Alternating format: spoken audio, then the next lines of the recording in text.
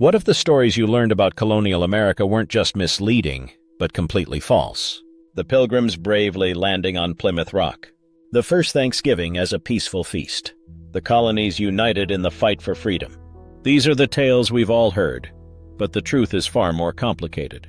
From shocking facts about the Salem Witch Trials to the real reason behind the Boston Tea Party, we're about to expose 20 of the biggest myths about colonial America. Let's start with one of the most famous lies of all. Number 20. The Pilgrims landed at Plymouth Rock. We all picture the Pilgrims stepping onto a massive rock, ready to begin their new life. But here's the truth. They never actually landed there. There's no historical evidence that the Pilgrims ever set foot on what we now call Plymouth Rock. In fact, the first mention of this legendary boulder didn't appear until nearly 100 years after the Mayflower arrived.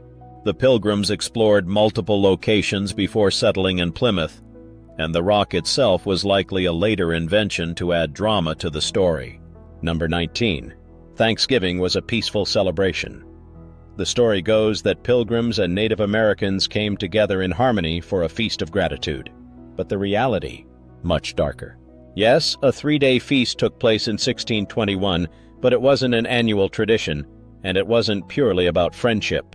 The Wampanoag people had already suffered devastating losses from European diseases, and their relationship with the Pilgrims was one of fragile alliance, not unity. Thanksgiving, as we know it, wasn't even recognized until President Lincoln declared it a national holiday in 1863 during the Civil War. Number 18. Colonists had religious freedom.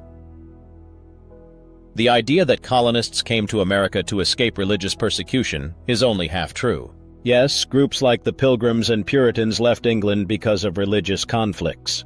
But once they settled in America, they enforced strict religious laws of their own. Dissenters were punished, banished, or worse. True religious freedom? That was rare. Rhode Island, founded by Roger Williams, was one of the few places where people could practice any faith without fear of persecution. Number 17. Witches were burned at the stake in Salem. The Salem Witch Trials were horrifying, but not a single person was burned at the stake. Under English law, burning was not a punishment for witchcraft in the colonies. Instead, the convicted were hanged. The only exception was Giles Corey, who was crushed to death under heavy stones for refusing to enter a plea. The idea of burning witches alive? That comes from European witch hunts, not colonial America. Number 16.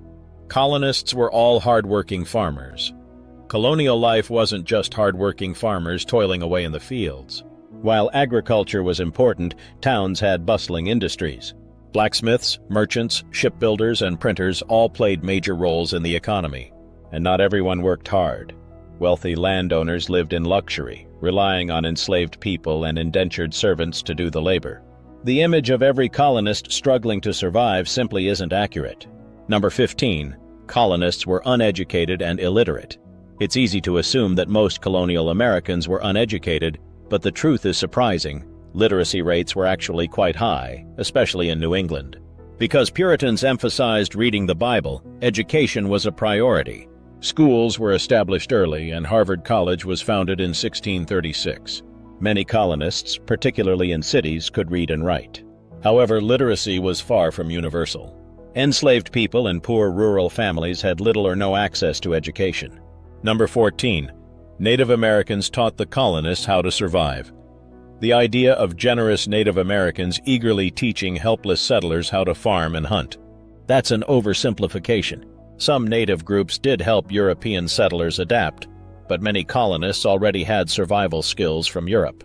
The relationship between the two groups was complex, sometimes cooperative, sometimes hostile. The truth is, Native Americans weren't just teachers. They were traders, diplomats, and at times, fierce defenders of their land. Number 13. The American colonies were a unified society. Colonial America is often imagined as a single, united culture. In reality, the colonies were deeply divided. New England was dominated by strict Puritan communities. The middle colonies were more diverse, with Quakers, Dutch, and Germans. The southern colonies relied on large plantations and enslaved labor. These differences weren't just cultural. They created deep divisions that would later play a major role in the Revolutionary War. Number 12. The Tea Act raised taxes on the colonists. Many people believe that the Tea Act of 1773 increased tea taxes, leading to outrage and the Boston Tea Party. But the truth, it actually lowered the price of tea. The Tea Act allowed the British East India Company to sell tea directly to the colonies, bypassing merchants. The real issue wasn't the cost, it was British control. Colonists saw the act as another way for Britain to interfere in their economy, and it sparked one of the most famous protests in American history. Number 11. Women had no role in colonial politics. Women in colonial America couldn't vote or hold office, but that doesn't mean they were uninvolved. They led boycotts, ran businesses, published political writings, and even acted as spies during wartime. Figures like Mercy Otis Warren wrote influential pamphlets that shaped revolutionary ideas. The idea that women were silent bystanders is simply not true. Number 10. Colonists bathed infrequently and smelled awful. Colonial Americans weren't taking daily showers, but they weren't walking around filthy either. They washed their hands and faces daily, used cloths and basins to clean their bodies, and often relied on scented herbs and powders to stay fresh. Full-body baths were rare because heating large amounts of water was difficult, but they weren't unheard of. The idea that colonists were constantly dirty and smelled awful is more myth than fact. Number 9. The colonists lived in log cabins. Log cabins are often associated with colonial America, but they weren't the typical homes for most settlers. In New England, houses were timber-framed with clapboard siding. In the South, brick and wattle and daub structures were common. Log cabins were actually introduced by Swedish and Finnish settlers in the mid-1600s and didn't become widely used by American pioneers until much later, especially on the frontier. Number 8. Slavery only existed in the South. Slavery was a defining part of the Southern economy, but it was not limited to the South. Enslaved people worked in northern cities like Boston and New York, in homes, on small farms, and in skilled trades. Some northern colonies even had large slave markets. While northern states eventually moved toward abolition, slavery was deeply embedded across all of colonial America. Number 7. Colonists drank water regularly. Clean drinking water was not as common as you might think. Because water sources were often contaminated, colonists preferred beer, cider, or weak alcoholic drinks, even for children. Alcohol was considered a safer alternative to water and was consumed throughout the day. Fresh water was available in some areas, but it wasn't the primary drink of choice for most settlers. Number 6. Paul Revere was the only midnight rider. Paul Revere's famous ride warning that the British are coming is one of the best-known stories in American history. But he wasn't the only rider, and he didn't even finish the ride. Other riders, including William Dawes and Samuel Prescott, also carried messages that night. In fact, Prescott was the only one who made it all the way to Concord. Revere's story became famous largely because of a poem by Henry Wadsworth Longfellow, written nearly 100 years later. Number 5. The Founding Fathers were poor, humble revolutionaries. The image of America's founders as struggling underdogs fighting against tyranny is misleading. Many of the Founding Fathers were wealthy landowners, merchants, and professionals. George Washington and Thomas Jefferson owned vast plantations. Benjamin Franklin was a successful printer and businessman.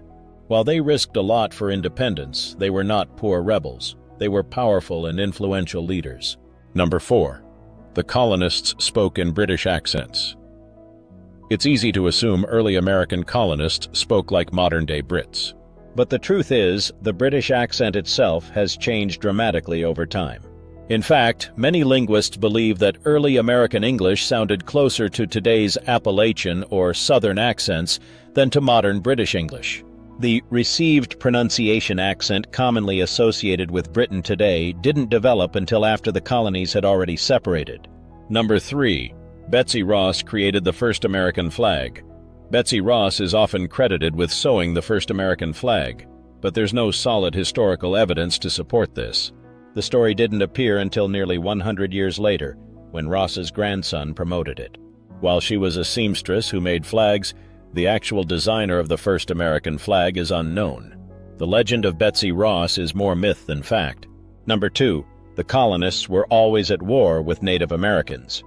While conflicts between settlers and Native American tribes did happen, not every interaction was violent. Many Native American groups engaged in trade, diplomacy, and alliances with colonists. However, as settlers expanded westward, land disputes and broken agreements led to increasing conflict. The relationship between colonists and Native Americans was far more complex than the constant warfare often portrayed in history books. Number 1. The American Revolution had unanimous support. The idea that all colonists united against British rule is a myth. In reality, about 1/3 of the population were patriots, fighting for independence. Another 1/3 were loyalists, remaining loyal to Britain. The rest were undecided or indifferent. The Revolutionary War wasn't just a fight against Britain. It was also a deeply personal and divisive conflict within the colonies themselves. The truth about colonial America. History is often far more complicated than the stories we've been told. The past is filled with myths, exaggerations, and misunderstandings, but uncovering the truth makes it even more fascinating. If you enjoyed this deep dive into history's biggest misconceptions, subscribe for more eye-opening historical breakdowns. Thanks for watching, and we'll see you next time. If you thought this was crazy, wait until you see this video right here. Click it now before YouTube recommends something boring. Trust me, you don't want to miss it, the truth about colonial America. History isn't just about the past, it's about understanding the present. The real stories are way more mind-blowing than the myths, and we've only scratched the surface. If you like this, you're gonna love what's next. Click the video on the screen right here, point to the left-hand corner, for another deep dive into 20 jaw-dropping facts about the man who invented the printing press. Trust me, you don't want to miss it. See you there.